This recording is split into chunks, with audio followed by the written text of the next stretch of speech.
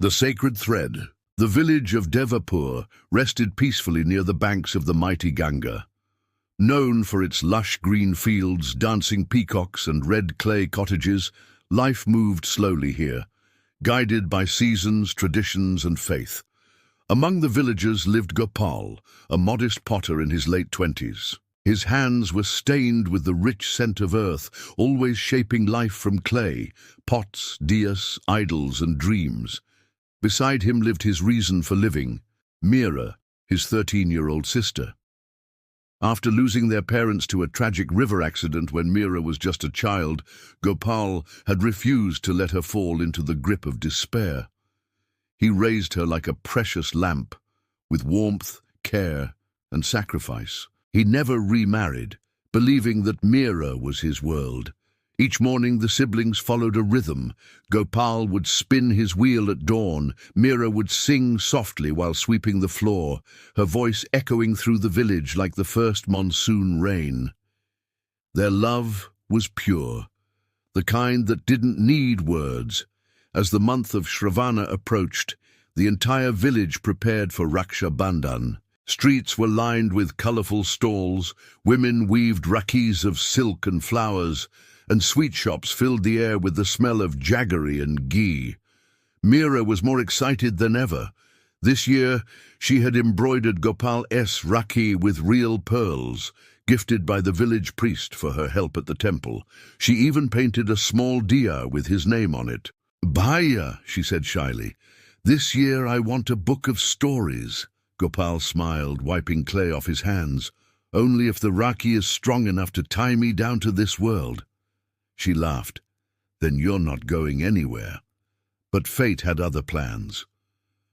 One morning, drums echoed through Devapur. Messengers arrived from the royal palace. A neighboring kingdom had broken the peace treaty. The king's lands were under attack.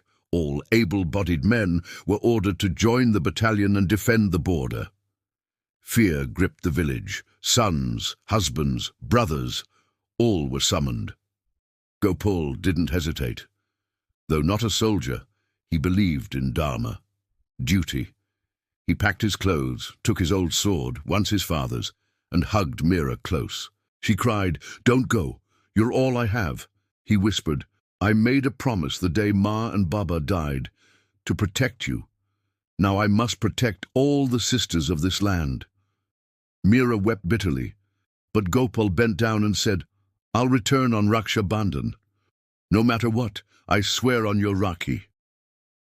With Gopal gone, the house was silent. Every evening Meera sat near the tulsi plant, waiting for the postman or a passerby with news. Days turned to weeks.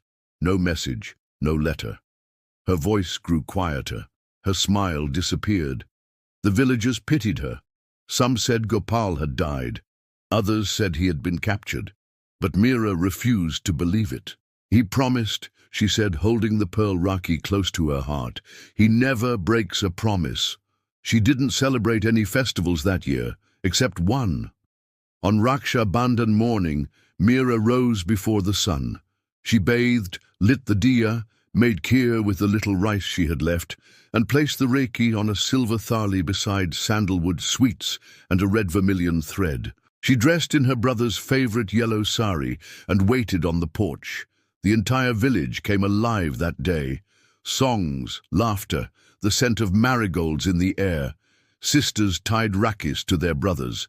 Gifts were exchanged. But Meera sat alone, eyes fixed on the road. The sun began to set. Tears blurred her vision. Still, she sat. Then the air shifted. A limping figure appeared on the horizon, covered in dust, blood on his arms, beard unshaven, but eyes burning with light. Gopal. Meera dropped the plate, ran barefoot to him, and flung herself into his arms. He collapsed to his knees, breathing heavily. "I told you, Tirn, nothing could stop me, not even death." The villagers gathered, stunned and speechless. Gopal had been declared missing in action. Yet here he was, pulled back by a thread woven with love. Meera tied the rakhi on his wrist, hands trembling, tears mixing with her tilak. Gopal reached into his bag and brought out a worn leather book, a collection of folk tales from the enemy kingdom. "Your gift," he said, smiling faintly, "for keeping me alive with your prayers." From that year on, Raksha Bandhan in Devapur changed forever. People didn't just tie threads for tradition. They tied them for faith, protection, sacrifice, and for the stories behind every bond.